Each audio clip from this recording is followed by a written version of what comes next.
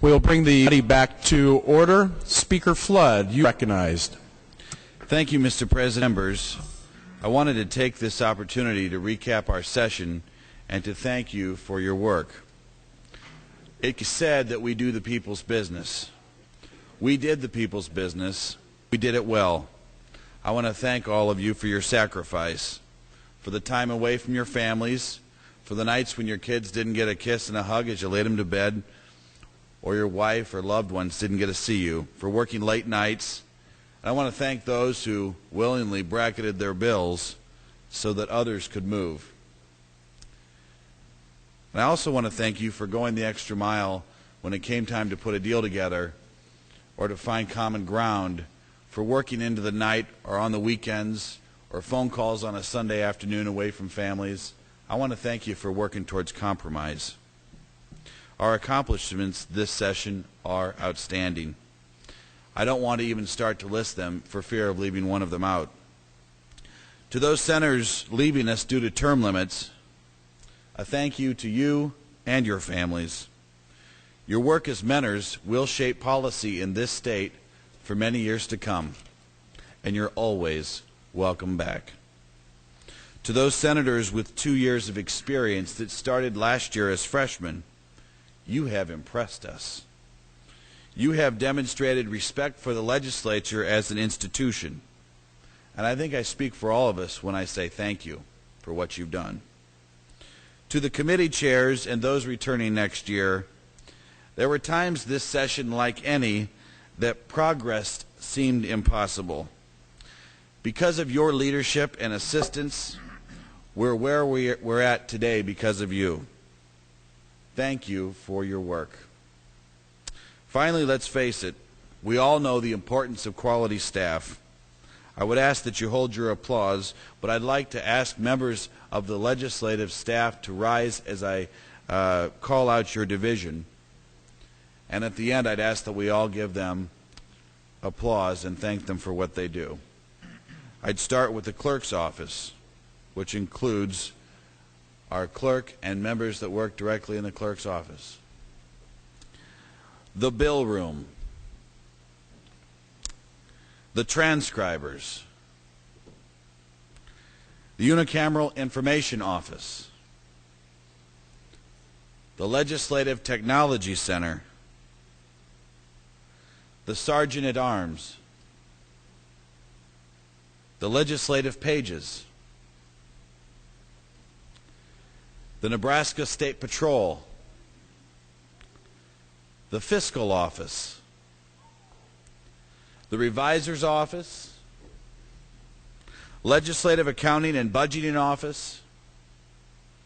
Legislative Audit and Research Division. Ombudsman's Office. Committee staff. And last but certainly not least, the individual senator staff that work with each of us on a day-to-day basis. Ladies and gentlemen, these men and women work very hard to keep this one unicameral in the nation as strong as possible each and every day. I would ask that you join me in recognizing their service.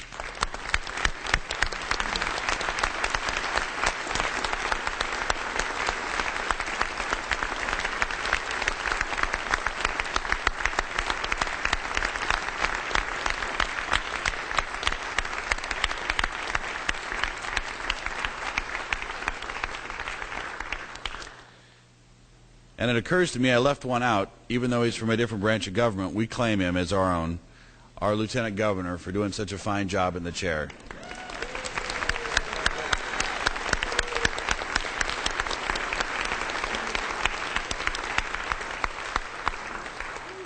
Thank you for a great session. Thank you, Mr. President. Thank you, Speaker Flood.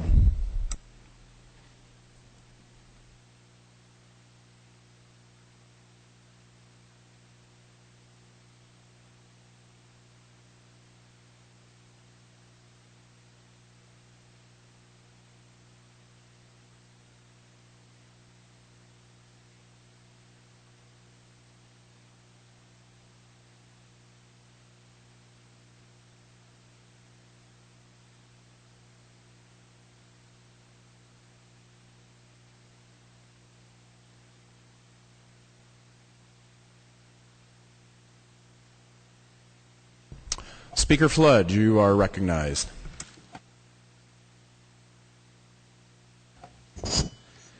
As the former E&R chair of the legislature, in charge of phonics and misspellings, it gives me great pleasure to give the E&R Chairperson Service Award this year to Senator McGill, who has done an outstanding job chairing the only one-person committee in the legislature. It is hard work some days, and you can't always be so free with your time. You have to be in here paying attention, and she's done an outstanding job in service as the E&R chair. Would you please come forward, Senator McGill?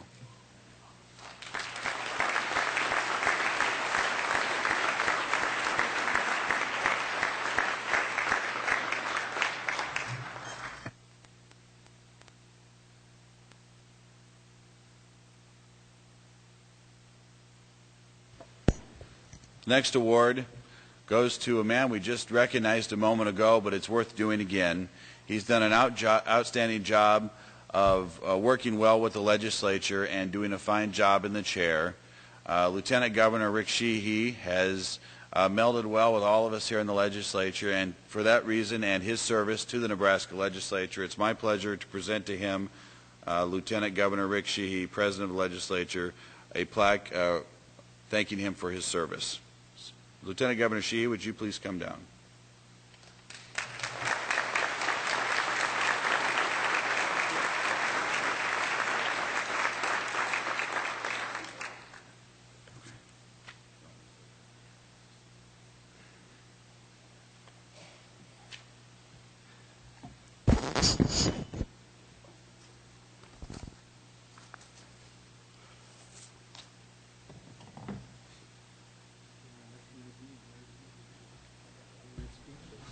Mr. Clerk.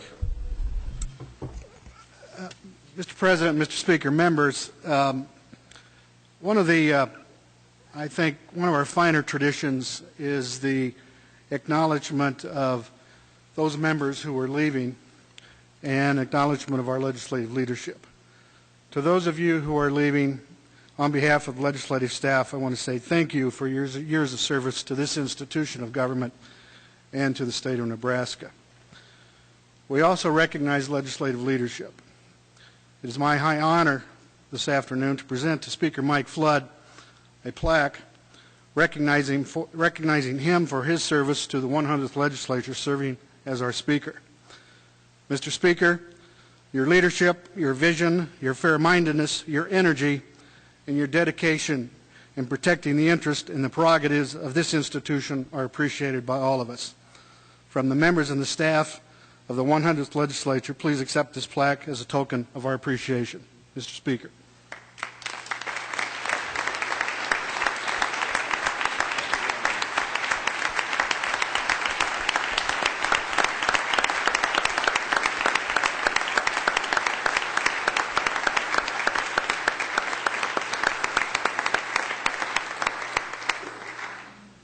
Mr. Clerk, you're just happy we didn't go till midnight this year.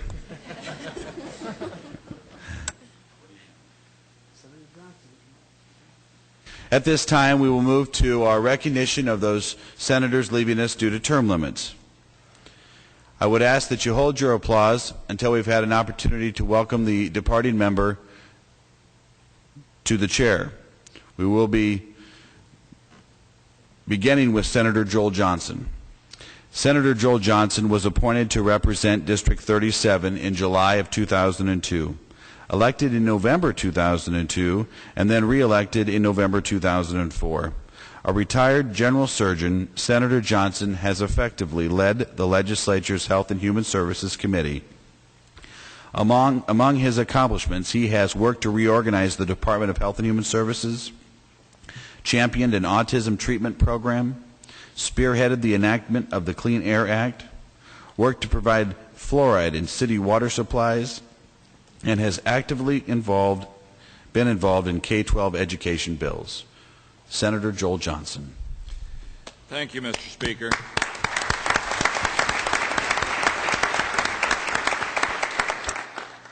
Probably have heard me too much today already, but let me just make a couple of comments.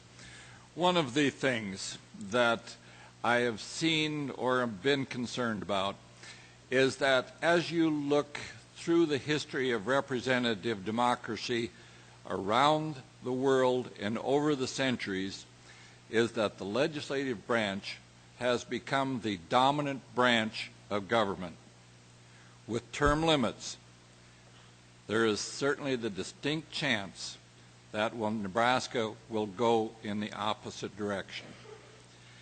I think what you've demonstrated today, however, gives us hope because we must remain a separate but equal branch of government. That's going to be up to the rest of you who stay here after the rest of us are gone. A couple other things popped into my head. The great American philosopher, Yogi Berra, once said, "When you come to a fork in the road, take it." This legislature has taken the turn. We did not avoid anything. We tackled the tough issues. And when you take the wrong turn, sure, you're going to have some bad experiences by it. Hopefully you'll learn from these and gain wisdom. The correct turn, however, will lead to progress, leadership, and even once in a while, statesmanship. One other thing when it comes to politics that comes to mind with Yogi Berra's philosophy is that if we always take a right turn or always take a left turn, realize we'll do nothing but go in circles. And if you don't believe that, just look and see what's happening in Washington, D.C. A last thing or two. One of the things that we must continue to do is realize that opportunities often come disguised as problems. One last thing, and what it is this, and I wish he was here. He's retired to his office. But when I came down here, my predecessor told me that all the easy laws had been passed. He was right. The problem from here on is that Senator Chambers will not be here to call your attention to that fact. Thank you very much, colleagues. Thank you, people of Nebraska.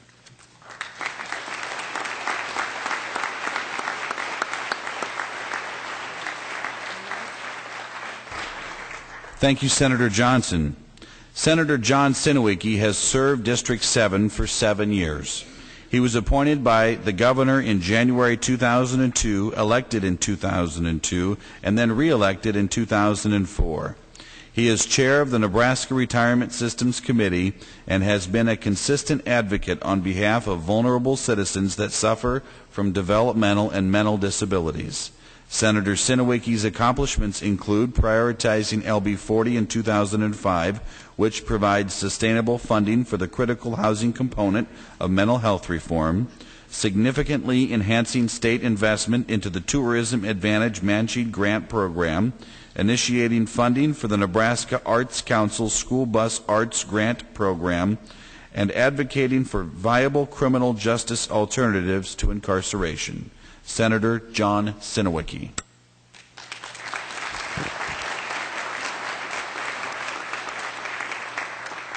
Thank you, Mr. Speaker. Upon getting the appointment to the legislature, I need to confess I was not an astute study of the legislature or the legislative process. Fundamentally, didn't know anyone when I came down here, and I came in a class by myself, such as Senator Lautenbach has done. And what I found was the title of senator was quite convenient for me because I didn't know anybody. So I could say, "Thank you, Senator. Good afternoon, Senator." You know, so everybody was senator to me. And then ultimately, I learned everyone's name and worked well with folks in the legislature.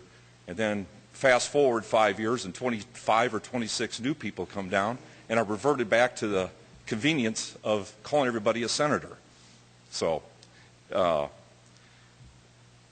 it's been a tremendous experience for me, and while I have arrived here essentially knowing no one, I will leave this place after having accumulated a wealth of friendships. Thank you.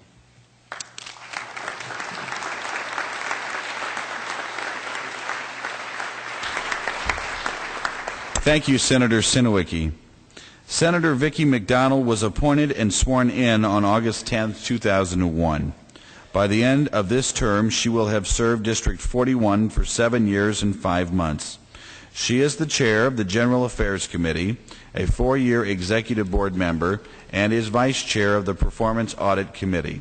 Senator McDonald's legislative accomplishments include LB 935 in 2002, which required that absentee ballots be returned on Election Day to be counted, LB 756 in 2003, which created the Cancer Drug Repository Program, LB 332 in 2005, which provided much-needed funding to the Gamblers Assistance Program, LB 1039 in 2006 that required the Nebraska Lottery to use 5% of their advertising budget for prevention, education, and awareness messages on problem gambling, LB 1055 in 2008, which changes provisions relating to dangerous dogs, and LB 1058 in 2008, which strengthens the State Committee on Problem Gambling. Senator Vicki McDonald.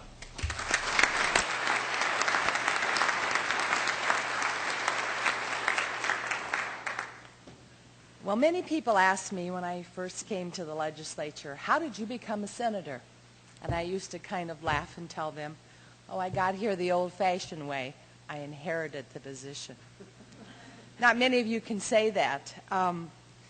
But looking back on the days that my husband lay on his deathbed and say to me, he says, you know what? I want you to be senator. And I'm thinking, oh, my.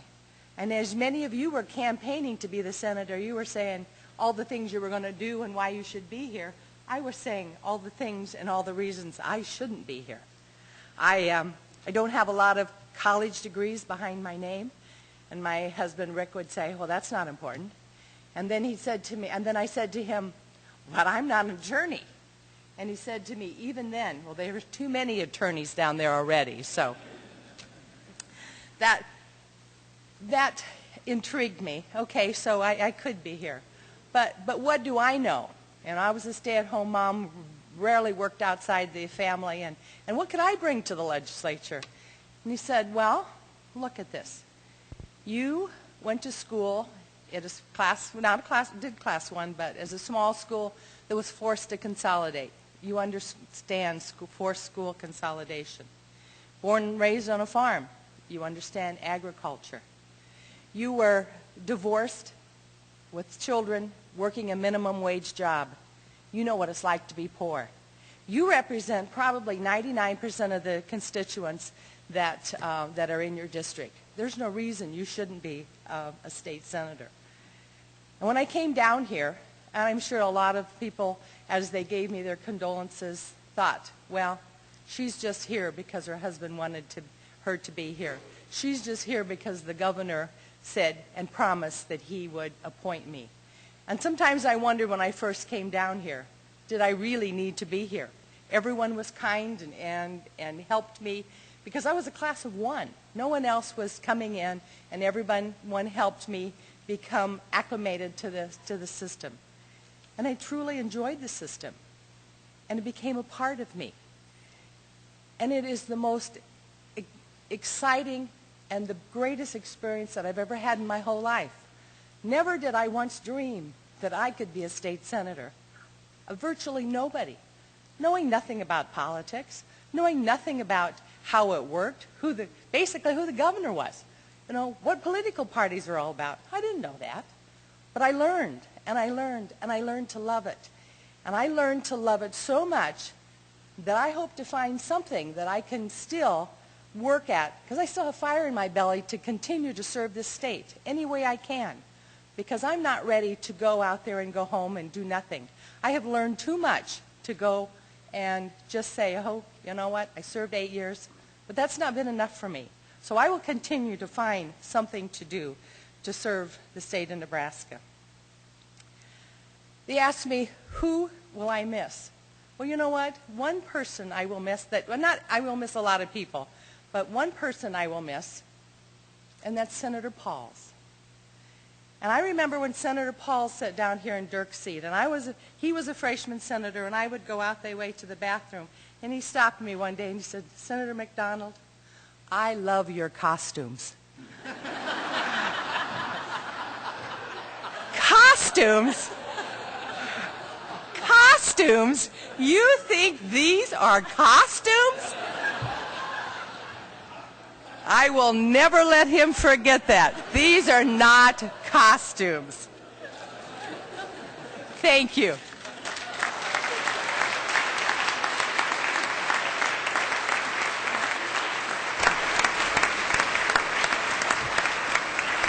Thank you, Senator McDonald. As a senator, Lowen Cruz has served this state and his constituents in northern Douglas County for 8 years.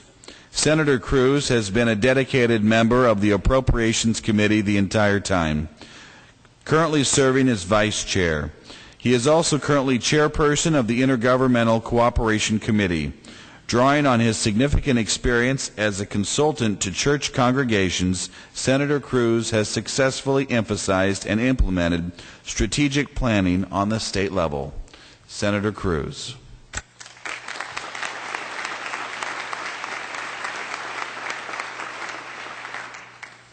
Thank you. It has been good, and I'm glad. I'll be leaving, and I'm still glad. What lessons did I learn down here was the kind of the question I thought of when the speaker said I should get ready to say something. Lesson number one. I expected when I came down here that my district would be clamoring for the things that my district wanted me to do down here. They did not. They wanted me to be a state senator. And I'm overwhelmed as I think about it. In 8 years, I have never once been asked to represent my district on this floor. I had traveled all over the state. We've lived all over the state. And I thought there'd be some compromise there. But there was not. I appreciated that. I also assumed that the persons here were a little nervous about a pastor coming in because pastors are wordy and preach sermons and things like that. For 13 years, I was on the bishop's cabinet when it was my job to review pastors, so I know a lot of pastors close hand in trying to evaluate them. I soon got rid of that concern because I found out that there's no pastor I know of who could match this crowd in wordiness. So I relaxed. I didn't worry about it. Any pastor, he or she would lose their job out there. That's not a criticism here. That's just who we are. Number three, I was assuming that persons would think that pastors had the last word on the Bible, and though I should be saying what the Bible says. That was especially anxiety-producing for me because there is no last word on the Bible. There is no final word on what it's saying, and how do you respond to that? And I found out this crowd is no worse than the local coffee shop, who was always assuming that kind of a thing, putting you on the spot and putting you into a little stance posture that was not your own. I also learned something from a previous comment here about being called senator. That was very familiar because in the coffee shop I was always called reverend. They didn't pronounce it correctly as reverend. And that's because they didn't know my name.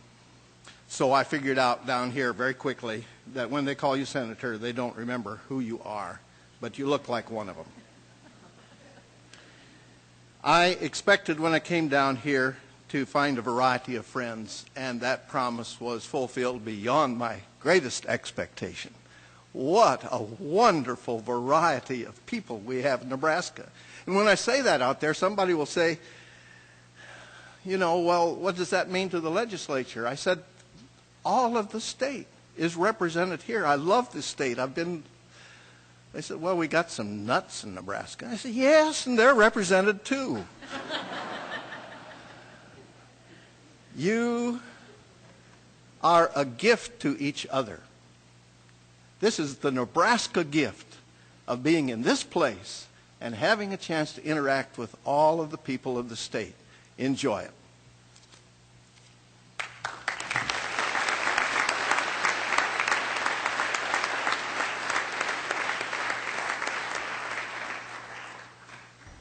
Thank you, Senator.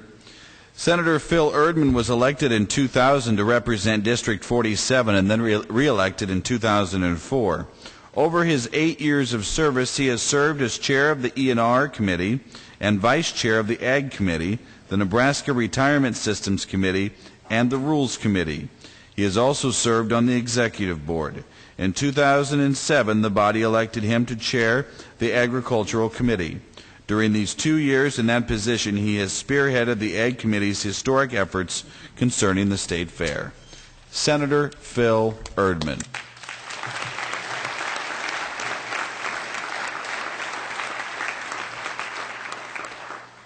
Thank you, Mr. Speaker, and no, Mr. Lieutenant Governor, I don't need the step.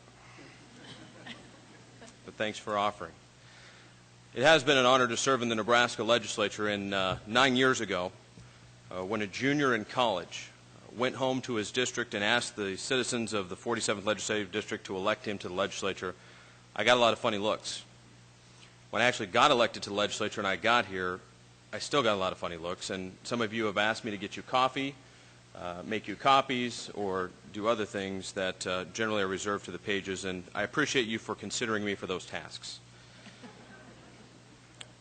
It has been an amazing opportunity to serve the people of the 47th Legislative District. There's obviously been a lot of people help me do that. My staff and those that have graciously agreed for a small salary to help me whenever I needed it, their efforts have not been lost on me, and I want to thank them for that. We talk a lot about titles. We talk about the prestige and the honor of being a state senator. And I earned that title twice, once in 2000 and once in 2004. And that's an important title. It's important not only to myself because I have the responsibility of representing those 34,000 people, but it's also important, I think, to the state, that we take responsibility for the actions that are placed before us and we make the best decisions that we can. But one of the things that I was taught early on by those that came before me was this place does not define you. This is not who you are. This is what you do. Remember that. This place will refine you. And some days it's like iron sharpening iron. But this is not who you are. We are Nebraskans, and we are here to do the people's business. Just as important as that title is, however, there's one more important title that I have earned as a member of the legislature. In December of 2002, I was blessed and honored to marry Courtney. And the senior member told me that that was one of the best decisions I could make. And it was because she would make me a better person. And she has made me a person that I didn't think I would be capable of achieving. Being a husband is more important than being a state senator. And being a father to Grace Elizabeth and our daughter, or our child that's going to arrive in October, is a title that I greatly cherish as well. It's who we are. And I have grown over the time I've been in the legislature. Fortunately, I haven't grown in size. I've grown in ability. And for those of you that have grown in size, Senator Gay can assist you with that in his legislative bills and his fitness club. But I have learned a lot, sometimes the hard way. But I have done what I said I would do when I was elected by the people in 2000. And that's to represent them to the best of my ability with the principles and passion and the perspective that I could bring to this body. I've done the best that I can. That's all they can offer. And I have been honored to be a member of this fine institution and wish you well. Thank you.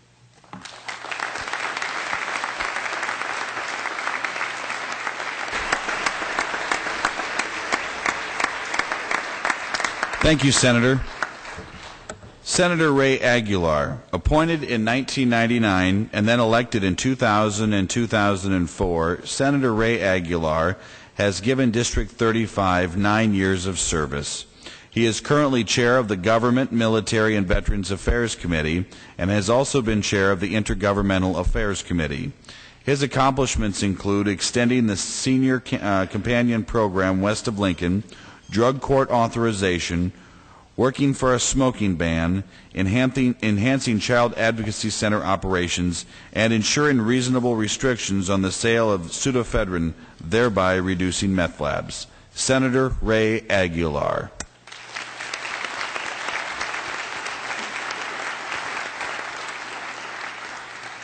Thank you very much. I want to take just a few seconds here to say personally thank you to many people. First of all, my colleagues I've had the honor and pleasure of serving with, both the new ones and the old ones. I've served with some great ones. Senator Landis, Senator Beshear, just to name a few. What great inspirations and what great mentors. Some of you have missed that honor, missed that pleasure, and I feel sorry for that you had to do without that. But you'll do fine with that anyway. You'll do a great job. You've already got off on the right foot. I'd also like to thank my staff. I think I have one of the most loyal in the Capitol, and I couldn't do this without them. I want to personally thank Patrick and his staff, the Sergeant of Arms. You too, Sally. I love you, girl. Kitty and the Pages, they've been great. I want to thank my family for the sacrifices that they've made. And I also want to thank the people of District 35 that had the faith and the confidence to send me down here for 9 years. It's been a pleasure and a privilege to work with each and every one of you and of all the former senators in the last 9 years, as well as the many of the support staff in the legislature. It's been an honor to serve my constituents and the state as a whole. It was a growing and learning experience as well. This experience we call the Unicameral is certainly a unique set of circumstances that cannot be replicated anywhere else. I will always cherish my time here and the memories made here. Everyone who has ever served in this body came here to make our state better. I'm sure in our own way, we will all continue that work in another form. Thank you very much for the privilege.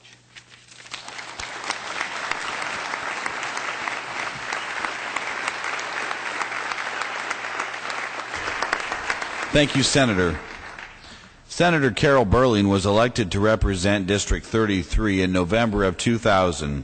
During his 8 years here, he has served on several committees: Agriculture, General Affairs, Business and Labor, Government and Military Affairs, Education, Revenue, and Committee on Committees. He was also chair of the Tax Policy Reform Commission. Most of his time was spent on behavioral health reform, which, he told me, he feels fortunate to have survived. Me too. Of his many accomplishments, perhaps his greatest contribution to our state was in the area of tax policy. Senator Carol Burling.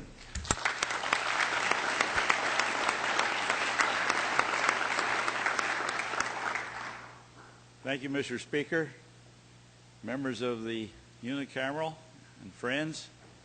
A few weeks ago when I was asked to give a short talk here, because there's 15 of you, so keep it short, I can do that. That's my specialty, is short speeches.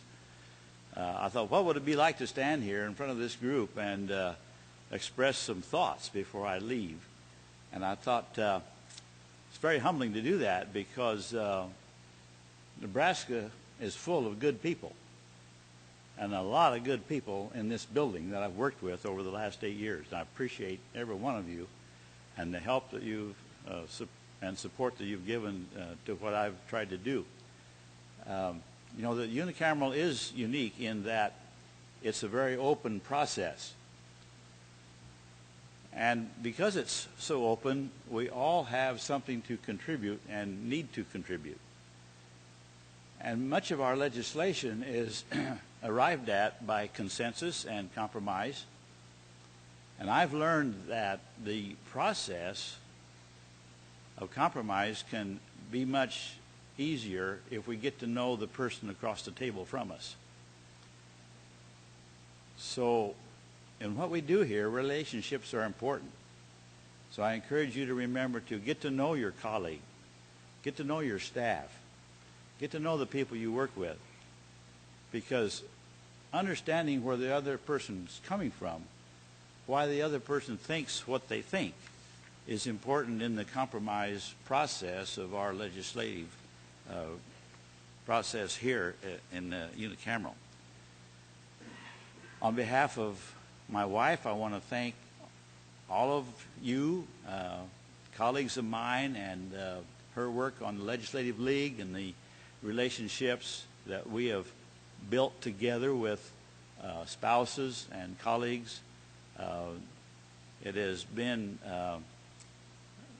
relationships that have enhanced our life immeasurably, and we'll never forget that. Hope to see you soon. It's been an honor to serve, and I appreciate all the memories, and keep up the good work. Thank you.